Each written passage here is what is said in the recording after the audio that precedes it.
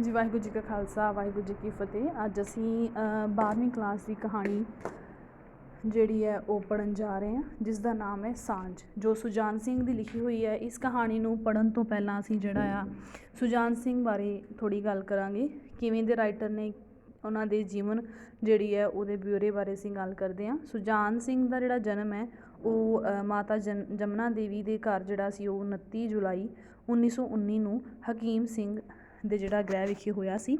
ਹਕੀਮ ਸਿੰਘ ਉਹਦੇ ਪਿਤਾ ਦਾ ਨਾਮ ਸੀ। ਜਨਮ ਸਥਾਨ ਦੀ ਜੇਕਰ ਗੱਲ ਕੀਤੀ ਜਾਵੇ ਤਾਂ ਡੇਰਾ ਬਾਬਾ ਨਾਨਕ ਜ਼ਿਲ੍ਹਾ ਗੁਰਦਾਸਪੁਰ ਦੇ ਵਿੱਚ ਉਹਨਾਂ ਦਾ ਜਨਮ ਹੋਇਆ ਆ। ਵਿਦਿਅਕ ਯੋਗਤਾ ਉਹਨਾਂ ਨੇ MA BT ਜਿਹੜੀ ਉਹ ਕੀਤੀ ਹੋਈ ਹੈ। ਕਿੱਤੇ ਵਜੋਂ ਉਹ ਇੱਕ ਪ੍ਰੋਫੈਸਰ ਪ੍ਰਿੰਸੀਪਲ ਅਤੇ ਅਧਿਆਪਕ ਰਹਿ ਚੁੱਕੇ ਨੇ ਔਰ ਦੇਹਾਂਤ ਜਿਹੜਾ ਉਹਨਾਂ ਦਾ 21 ਅਪ੍ਰੈਲ 1993 ਨੂੰ ਹੋ ਗਿਆ ਹੈ। ਕਹਾਣੀ ਸੰਗ੍ਰਹਿ ਦੀ ਜੇਕਰ ਗੱਲ ਕੀਤੀ ਜਾਵੇ ਤਾਂ ਸੁਜਾਨ ਸਿੰਘ ਨੇ ਕਵਿਤਾ, ਵਾਰਤਕ ਅਤੇ ਸਵੈ ਜੀਵਨੀ ਲਿਖੀ, ਪਰ ਉਹਨਾਂ ਦੀ ਜਿਹੜੀ ਪ੍ਰਸਿੱਧੀ ਹੈ ਉਹ ਇੱਕ ਇਹਦੇ ਕਰਕੇ ਹੋਈ, ਕਹਾਣੀਕਾਰ ਦੇ ਤੌਰ 'ਤੇ ਹੋਈ।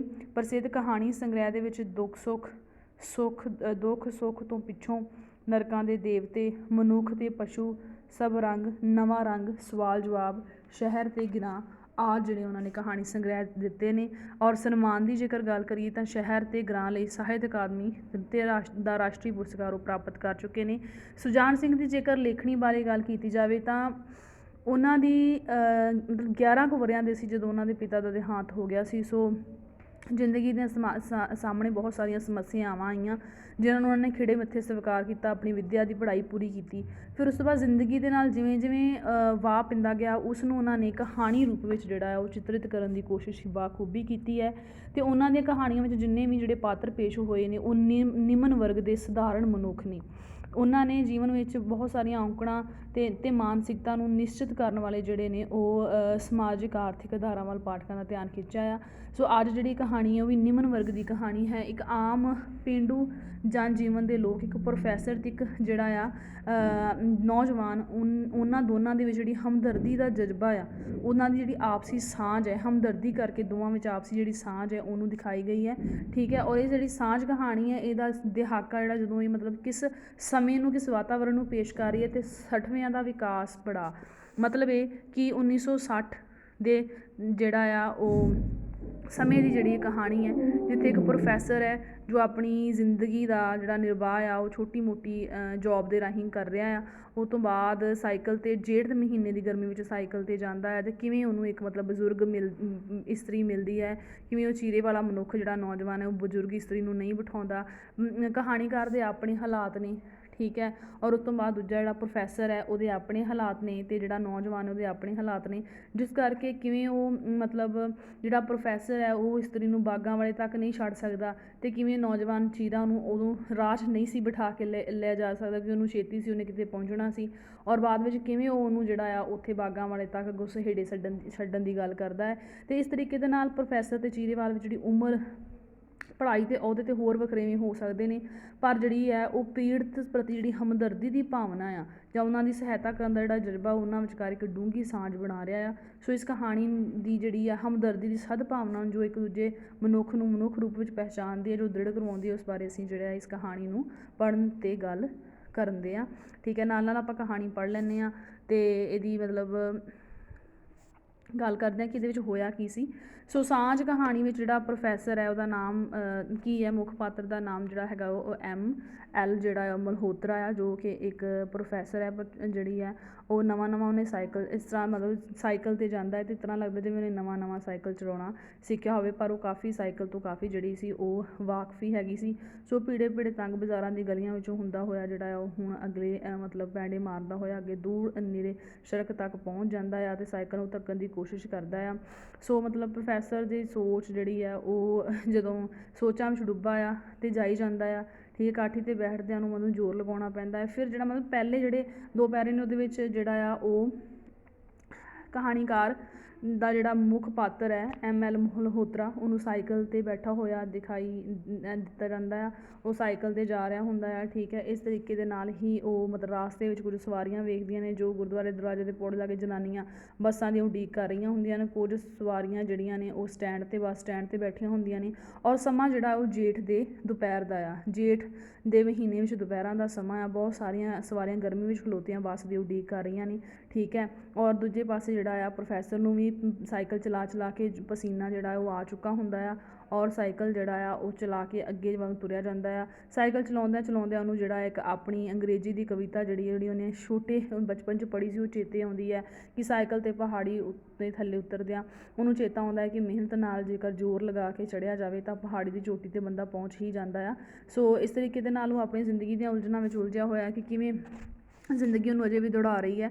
ਸੋ ਪ੍ਰੋਫੈਸਰ ਅਗਲੀ ਮਤਲਬ ਰੇਲ ਦੇ ਲਾਈਨ ਪਾਰ ਕਰਕੇ ਫਿਰ ਪੈਂਡਲ ਮਾਰਨੇ ਸ਼ੁਰੂ ਕਰ ਦਿੰਦਾ ਹੈ ਅਤੇ ਜਿਹੜੀ ਉਹਨੂੰ ਗਰਮੀ ਦੇ ਨਾਲ ਜਿਹੜੀ ਲੁੱਕ ਹੈ ਉਹ ਪੱਗਰੀ ਹੋਈ ਦਿਖਾਈ ਦਿੰਦੀ ਹੈ। ਫਿਰ ਇਸ ਤੋਂ ਬਾਅਦ ਜਿਹੜਾ ਆ ਉਹ ਕਹਾਣੀ ਕਣਕਾਂ ਵੀ ਮਤਲਬ ਸਾਰੀਆਂ ਵੱਡੀਆਂ ਹੋਈਆਂ ਉਹਨੂੰ ਦਿਖਾਈ ਦਿੰਦੀਆਂ ਨੇ। ਇਸ ਤਰੀਕੇ ਦੇ ਨਾਲ ਸਾਰਾ ਕੁਛ ਉਹ ਦੇਖਦਾ ਹੋਇਆ ਸਾਈਕਲ ਚਲਾਉਂਦਾ ਹੋਇਆ ਅੱਗੇ ਜਾਈ ਜਾ ਰਿਹਾ।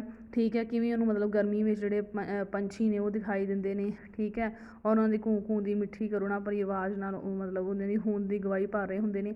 ਅਚਾਨਕ ਕੀ ਹੁੰਦਾ ਹੈ, ਪ੍ਰੋਫੈਸਰ ਜੋ ਸਾਈਕਲ 'ਤੇ ਜਾ ਰਿਹਾ ਹੁੰਦਾ, ਸਾਰਾ ਆਲਮ ਨਜ਼ਰ ਦੇਖ ਰਿਹਾ ਹੁੰਦਾ ਹੈ। ਅਚਾਨਕ ਜਿਹੜੀ ਆ ਉਹ ਖੜਖੜ ਦੀ ਆਵਾਜ਼ ਪ੍ਰੋਫੈਸਰ ਨੂੰ ਸੁਣਾਈ ਦਿੰਦੀ ਹੈ ਅਤੇ ਉਹਦੇ ਲਾਗੋਂ ਦੀ ਇੱਕ ਜਿਹੜਾ ਆ ਬੱਸ ਲੰਘਦੀ ਹੈ। ਠੀਕ ਹੈ, ਔਰ ਉਹ ਤੋਂ ਬਾਅਦ ਜਿਹੜਾ ਆ ਉਹ ਚੀਰੇ ਵਾਲਾ ਨੌਜਵਾਨ ਜਿਹੜਾ ਆ ਉਹਦੇ ਲਾਗੋਂ ਦੀ ਲੰਘਦਾ ਆ। ਪਹਿਲਾਂ ਤਾਂ ਪ੍ਰੋਫੈਸਰ ਸੋਚਦਾ ਕਿ ਮੇਰੇ ਲਾਗੋਂ ਇਹ ਨਿਕਲ ਗਿਆ ਹੈ ਕਿਤੇ, ਮਤਲਬ ਇਹ ਨਾ ਸੋਚਦਾ ਹੋਵੇ ਕਿ ਮੈਂ ਜਿਹੜਾ ਹੁਣ ਬਜ਼ੁਰਗ ਹੋ ਚੁੱਕਾ, ਮੇਰੇ ਵਾਲ ਚਿੱਟੇ ਹੋ ਗਏ ਨੇ ਅਤੇ ਕਿਉਂ ਨਾ ਮੈਂ ਇਹਨੂੰ ਜਿਹੜਾ ਆ ਉਹ ਕੱਟ ਕੇ ਅੱਗੇ ਨਿਕਲ ਜਾਵਾਂ ਤਾਂ ਜੋ ਇਹਨੂੰ ਵੀ ਪਤਾ ਚੱਲ ਜਾਵੇ ਕਿ ਮੇਰੇ 'ਤੇ ਅਜੇ ਜਿਹੜੀ ਜਵਾਨੀ ਹੈ ਉਹ ਗਈ ਨਹੀਂ ਹੈ। ਪਰ ਸੋ ਖਿਆਲਾਂ ਹੀ ਖਿਆਲਾਂ ਵਿੱਚ ਜਿਹੜਾ ਉਲਝਿਆ ਰਹਿੰਦਾ ਆ। ਠੀਕ ਹੈ, ਉਸ ਤੋਂ ਬਾਅਦ ਜਿਹੜਾ ਆ ਉਹ ਅੱਗੋਂ ਜਾ ਕੇ ਉਹ ਫਿਰ ਇੱਕ ਸੋਚ ਵਿੱਚ ਗਵਾਚ ਜਾਂਦਾ ਹੈ ਕਿ ਵੇਖ ਮਤਲਬ ਉਹਨੂੰ ਕੱਟਦਾ ਨਹੀਂ ਅਤੇ ਪਰ ਸਾਈਕਲ 'ਤੇ ਸੋਚਣ ਲੱਗ ਜਾਂਦਾ ਹੈ ਕਿ ਜਿੱਥੇ ਬਾਕੀ ਦੇਸ਼ ਜਿਹੜੇ ਨੇ ਅੱਜ ਹਵਾਈ ਜਹਾਜ਼ਾਂ ਤੱਕ ਪਹੁੰਚ ਗਏ ਨੇ, ਉੱਥੇ ਅਜੇ ਭਾਰਤ ਜਿਹੜਾ ਆ ਮਸਾਂ ਸਾਈਕਲ ਤੱਕ ਹੀ ਪਹੁੰਚਿਆ ਆ। ਸੋ ਆਪਣੇ ਦੇਸ਼ ਦੀ ਜਿਹੜੀ ਹੈ ਉਹ ਨਾਕਾਮਯਾਬੀ ਅਤੇ ਜਿਹੜਾ ਇਹ ਵਿਕਾਸ 1960 ਦਾ ਜਿਹੜਾ ਸਮੇਂ ਦਾ ਜਿਹੜਾ ਵਿਕਾਸ ਪੜਾਇਆ ਜਿਹਦੇ ਵਿੱਚੋਂ ਭਾਰਤ ਗੁਜ਼ਰ ਰਿਹਾ ਆ। ਠੀਕ ਹੈ, ਡਿਵੈਲਪਮੈਂਟ ਕਰ ਰਿਹਾ, ਉੱਥੇ ਆਣ ਕੇ ਉਹਨੂੰ ਇਹ ਚੀਜ਼ ਦਾ ਵੀ ਜਿਹੜਾ ਉਹ ਅਹਿਸਾਸ ਜਿਹੜਾ ਹੁੰਦਾ ਆ। ਪਰ ਮਤਲਬ ਸਾਈਕਲ ਕਾਰ ਜਿਹੜਾ ਉਹ ਕਹਿੰਦਾ ਇੱਕ ਗਰੀਬੀ ਦਾ ਸੂਚਕ ਹੈ, ਪਰ ਉਹ ਇੱਥੇ ਆਣ ਕੇ ਜਿਹੜਾ ਹੈ ਆਪਣੀ ਗਰੀਬੀ ਨੂੰ ਸ਼ੋਅ ਨਹੀਂ ਹੋਣ ਦਿੰਦਾ ਕਿਉਂਕਿ ਉੱਥੇ ਇਸ ਸਮੇਂ ਕਿਸੇ ਕੋਈ ਸਾਈਕਲ ਹੁੰਦਾ ਹੈ ਅਤੇ ਉਹਦੀ ਚਿੱਟੀ ਧੋਤੀ ਜਿਹੜੀ ਪਤਲੂਨ ਹੈ ਬੁਸ਼ ਸ਼ਰਟ ਜਿਹੜੀ ਹੈ ਉਹਨੂੰ ਮਤਲਬ ਗਰੀਬੀ ਦੀ ਜਿਹੜੀ ਆ ਉਹ ਚਾਹੇ ਆਰਥਿਕ ਤੌਰ 'ਤੇ ਉਹ ਗਰੀਬ ਹੈ ਪਰ ਗਰੀਬ ਨਜ਼ਰ ਨਹੀਂ ਆਉਂਦਾ। ਠੀਕ ਹੈ, ਇੰਨੇ ਨੂੰ ਜਿਹੜਾ ਆ ਉਹ ਬੱਸ ਨਿਕਲ ਜਾਂਦੀ ਹੈ ਇੱਕ ਹੋਰ ਉਹਨਾਂ ਦੇ ਲਾਗੋਂ ਅਤੇ ਜਿਹੜਾ ਆ ਸਾਈਕਲ ਸਵਾਰ ਜਿਹੜਾ ਆ ਉਹ ਸੜਕ ਤੋਂ ਵੀ ਥੱਲੇ ਉਤਰ ਜਾਂਦਾ ਹੈ। ਪ੍ਰੋਫੈਸਰ ਵੀ ਸੜਕ ਤੋਂ ਥੱਲੇ ਉਤਰ ਜਾਂਦਾ। ਇੱਥੇ ਆਣ ਕੇ ਉਹਨੂੰ ਸੱਚਮੁੱਚ ਆਪਣੀ ਜਿਹੜੀ ਗਰੀਬੀ ਦਾ ਅਹਿਸਾਸ ਹੁੰਦਾ ਕਿਉਂਕਿ ਧੂੜ ਵਿੱਚ ਜਿਹੜਾ ਆ ਉਹਨਾਂ ਦੇ ਜਿਹੜੇ ਕੱਪੜੇ ਨੇ ਉਹ ਖਰਾਬ ਹੋ ਰਹੇ ਹੁੰਦੇ ਨੇ। ਸੋ ਧੂੜ ਦੀ ਧੁੰਦ ਵਿੱਚ ਕਿਸਾਨ ਸਾਈਕਲ ਸਵਾਰ 'ਤੇ ਸੜਕ 'ਤੇ ਜਾਣੀ ਕਿ ਚੜ੍ਹਦਾ ਦਿਸਿਆ। ਫਿਰ ਉਸ ਤੋਂ ਬਾਅਦ ਇੱਕ ਜਿਹੜੀ ਹੈ ਰਾਸਤੇ ਵਿੱਚ ਉਹਨੂੰ ਇੱਕ ਤੀਵੀਂ ਦਿਖਦੀ ਹੈ, ਬੁੱਢੀ ਤੀਵੀਂ। ਠੀਕ ਹੈ, ਉਹ ਮਤਲਬ ਸਾਈਕਲ ਸਵਾਰ ਨੂੰ ਪਹਿਲਾਂ ਰੋਕਣ ਦਾ ਯਤਨ ਕਰਦੀ ਹੈ ਪਰ ਸਾਈਕਲ ਸਵਾਰ ਨਹੀਂ ਰੁਕਦਾ, ਅੱਗੋਂ ਨਿਕਲ ਜਾਂਦਾ। ਜਿਹੜਾ ਪ੍ਰੋਫੈਸਰ ਹੈ ਉਹ ਵੀ ਉਹਨੂੰ ਛੱਡ ਕੇ ਅੱਗੇ ਨਿਕਲ ਜਾਂਦਾ। ਫਿਰ ਉਹ ਮਤਲਬ ਮੁੜ ਕੇ ਪ੍ਰੋਫੈਸਰ ਨੇ ਉਹਦੇ ਵੱਲ ਜਿਹੜਾ ਆ ਉਹ ਨਜ਼ਰਾਂ ਭਰ ਕੇ ਦੇਖਦਾ ਹੈ ਅਤੇ ਉਹਨੂੰ ਲੱਗਦਾ ਕਿ ਮਤਲਬ ਬਜ਼ੁਰਗ ਹੈ ਅਤੇ ਇਹਨੂੰ ਕਿਉਂ ਨਾ ਸਾਈਕਲ 'ਤੇ ਬਿਠਾ ਲਿਆ ਜਾਵੇ। ਠੀਕ ਹੈ, ਸਾਈਕਲ ਮੋੜ ਕੇ ਉਹਦੇ ਕੋਲ ਜਿਹੜਾ ਆ ਉਹ ਆਣ ਕੇ ਜਿਹੜਾ ਆ ਉਹਨੂੰ ਸਾਈਕਲ 'ਤੇ ਬਿਠਾਉਂਦਾ ਹੈ ਅਤੇ ਉਹਨੂੰ ਪੁੱਛਦਾ ਕਿ ਤੂੰ ਕਿੱਥੇ ਜਾਣਾ ਆ ਅਤੇ ਉਹ ਦੱਸਦੀ ਹੈ ਕਿ ਮੈਂ ਸਹੇੜੇ ਜਾਣਾ ਆ। ਅਤੇ ਉਹ ਪੁੱਛਦਾ ਸਹੇੜੇ ਕਿੱਥੇ ਆ, ਬਾਗਾਂ ਵਾਲੇ ਦੇ ਮਤਲਬ ਉਹਦੇ 3 ਕੋਹ ਦੇ ਨਾਲ ਹੀ ਅੱਗੇ ਬਾਗਾਂ ਵਾਲੇ ਤੋਂ ਅੱਗੇ ਜਿਹੜਾ ਸਹੇੜੇ ਹੈ। ਠੀਕ ਹੈ, ਪ੍ਰੋਫੈਸਰ ਨੇ ਫਿਰ ਸਮਝਦਾ ਕਿ ਮਾਈ ਨੇ ਉੱਥੇ ਸ਼ਹਿਰ ਜਾਣਾ ਹੈ ਜੋ ਮੀਲ ਕੂ ਸੀ ਉੱਥੋਂ। ਫਿਰ ਉਹ ਜਿਹੜਾ ਆ ਉੱਥੋਂ ਜਿਹੜਾ ਸੀ ਬਾਗਾਂ ਵਾਲੇ ਦੀ ਜਿਹੜੀ ਦੂਰੀ ਸੀ ਸ਼ਹਿਰ ਤੋਂ ਉਹ 9 ਮੀਲ ਸੀ। ਸੋ ਉਹ ਬਹੁਤ ਜ਼ਿਆਦਾ ਜਿਹੜੀ ਸੁੱਕੀ ਹੋਈ ਸੀ। ਠੀਕ ਹੈ, ਔਰ ਉਹਦੇ ਪੈਰ ਵੀ ਨੰਗੇ ਸਨ, ਪੈਰ ਜਿਹੜੇ ਨੇ ਉਹ ਸੜ ਰਹੇ ਸੀ। ਉਹ ਤੋਂ ਬਾਅਦ ਜਿਹੜਾ ਆ ਉਹਨੇ ਮਤਲਬ ਟਾਕੀਆਂ ਵਾਲਾ ਸੂਟ ਪਾਇਆ ਹੋਇਆ ਸੀ, ਬਹੁਤ ਸਾਰੀ ਸਮੈਲ ਬਹੁਤ ਸਾਰੀ ਬਦਬੂ ਉਹਦੇ ਲਾਗੋਂ ਆ ਰਹੀ ਸੀ। ਜਿਹੜਾ ਉਹਨੇ ਝੋਲਾ ਚੁੱਕਿਆ ਹੋਇਆ ਸੀ ਉਹ ਵੀ ਬੜਾ ਗੰਦਾ ਸੀ। ਔਰ ਪ੍ਰੋਫੈਸਰ ਨੇ ਜਿਹੜਾ ਮਨ ਰੀਝ ਕੇ ਜਿਹੜਾ ਉਹਨੂੰ ਬਿਠਾਉਣ ਦੀ ਕੋਸ਼ਿਸ਼ ਕੀਤੀ। ਜਿਹੜਾ ਉਹਦਾ ਝੋਲਾ ਸੀ ਉਹ ਅੱਗੇ ਰੱਖ ਲਿਆ ਅਤੇ ਕੈਰੀਅਰ 'ਤੇ ਪਿੱਛੇ ਬੁੱਢੀ ਮਾਈ ਨੂੰ ਚੁੱਕ ਕੇ ਜਿਹੜਾ ਸੀ ਉਹ ਬਿਠਾ ਦਿੱਤਾ ਅਤੇ ਅੱਗੋਂ ਜਿਹੜਾ ਆ ਉਹ ਲੈ ਕੇ ਉਹਨੂੰ ਮਾਈ ਨੂੰ ਨਾਲ ਜਾ ਰਿਹਾ ਸੀ।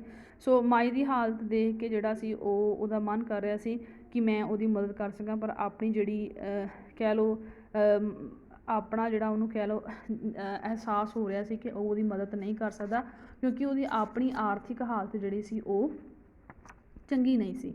ਠੀਕ ਹੈ, ਚਾਹੁਣ ਨੂੰ ਤਾਂ ਉਹ ਸਭ ਕੁਛ ਜਿਹੜਾ ਆ ਉਹ ਕਰ ਸਕਦਾ ਸੀ ਪਰ ਅਸਲ ਦੇ ਵਿੱਚ ਉਹਦੀ ਆਪਣੀ ਹਾਲਤ ਜਿਹੜੀ ਸੀ ਉਹ ਕਾਫੀ ਪੈਸੇ ਪੱਖੋਂ ਮਾੜੀ ਸੀ। ਠੀਕ ਹੈ, ਇਸ ਤਰ੍ਹਾਂ ਮਤਲਬ ਉਹਨੇ ਜਾਣਿਆ ਕਿ ਜਿਹੜੀ ਆ ਉਹ ਸਦਭਾਵਨਾ ਉਹਦੇ ਮਨ ਵਿੱਚ ਮਤਲਬ ਉੱਠਦੀ ਹੈ ਪਰ ਨਾਲ ਹੀ ਆਪਣੇ ਟੱਬਰ ਦੀ ਮੰਦਹਾਲੀ ਉਹਨੂੰ ਚੇਤੇ ਆ ਜਾਂਦੀ ਹੈ।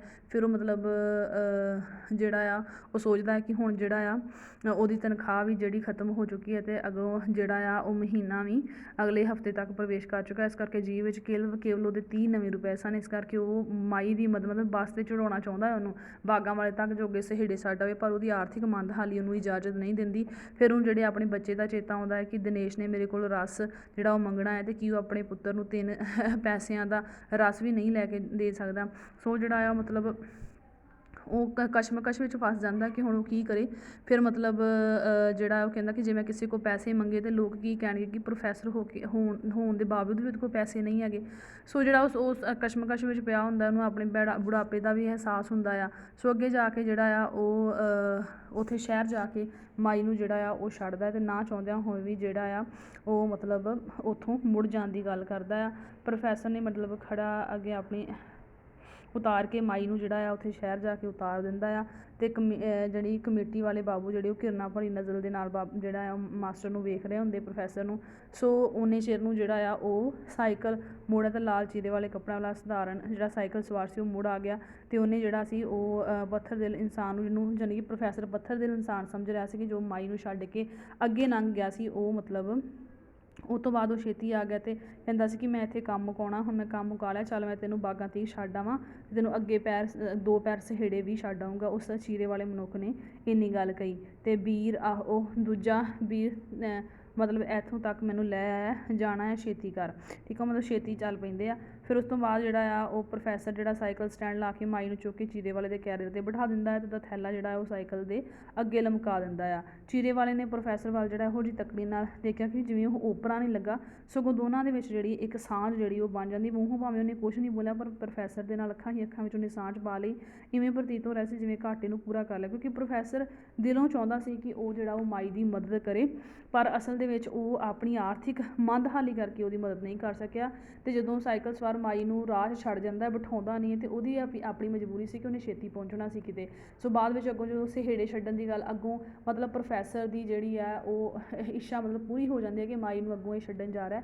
ਫਿਰ ਦੋਨਾਂ ਵਿੱਚ ਇੱਕ ਆਪਸੀ ਹਮਦਰਦੀ ਵਾਲੀ ਸਾਂਝ ਜਿਹੜੀ ਬਣ ਜਾਂਦੀ ਹੈ ਕਿ ਉਹ ਦੋਨੋਂ ਹੀ ਇੱਕ ਗਰੀਬ ਦੀ ਹਾਲਤ ਨੂੰ ਸਮਝਦੇ ਨੇ ਅਤੇ ਗਰੀਬ ਦੀ ਮਦਦ ਕਰਨਾ ਚਾਹੁੰਦੇ ਨੇ। ਦੋਨਾਂ ਵਿੱਚ ਹੀ ਇੱਕ ਜਜ਼ਬੇ ਦੀ ਡੂੰਘੀ ਸਾਂਝ ਹੈ, ਦੂਜਿਆਂ ਦੀ ਮਦਦ ਕਰਨ ਵਾਲੀ ਜਿਹੜਾ ਜਜ਼ਬਾ ਹੈ ਉਹਦੀ ਡੂੰਘੀ ਸਾਂਝ ਦੋਨਾਂ ਦੇ ਵਿੱਚ ਹੀ ਜਿਹੜੀ ਆ ਉਹ ਦਿਖਾਈ ਦਿੰਦੀ ਹੈ। ਸੋ ਉਮੀਦ ਹੈ ਸਾਂਝ ਕਹਾਣੀ ਜੋ ਇੱਕ 2 ਜਿਹੜੇ ਆ ਪਾਤਰ, ਇੱਕ ਪ੍ਰੋਫੈਸਰ, ਦੂਜਾ ਚੀਰੇ ਵਾਲਾ ਨੌਜਵਾਨ, ਉਹਨਾਂ ਦੇ ਵਿੱਚ ਆਪਸੀ ਸਾਂਝ, ਪੀੜਤ ਲਈ ਹਮਦਰਦੀ ਭਰੀ ਭਾਵਨਾ ਵਾਲੀ ਜਿਹੜੀ ਸਾਂਝ ਹੈ, ਉਹਦੇ ਜਜ਼ਬੇ ਨੂੰ ਜਿਹੜੀ ਆ ਉਹ ਸਾਨੂੰ ਦਿਖਾਉਂਦੀ ਹੈ, ਅਤੇ ਜਿਹੜੀ ਉਹਨਾਂ ਵਿੱਚ ਡੂੰਘੀ ਸਾਂਝ ਹੈ ਉਹਨੂੰ ਸਾਨੂੰ ਜਿਹੜੀ ਆ ਪੇਸ਼ਕਾਰੀ ਕਰਦੀ ਹੈ। ਉਮੀਦ ਹੈ ਸਮਝ ਆਈ ਹੋਏਗੀ। ਵਾਹਿਗੁਰੂ ਜੀ ਕਾ ਖਾਲਸਾ, ਵਾਹਿਗੁਰੂ ਜੀ ਕੀ ਫਤਿਹ।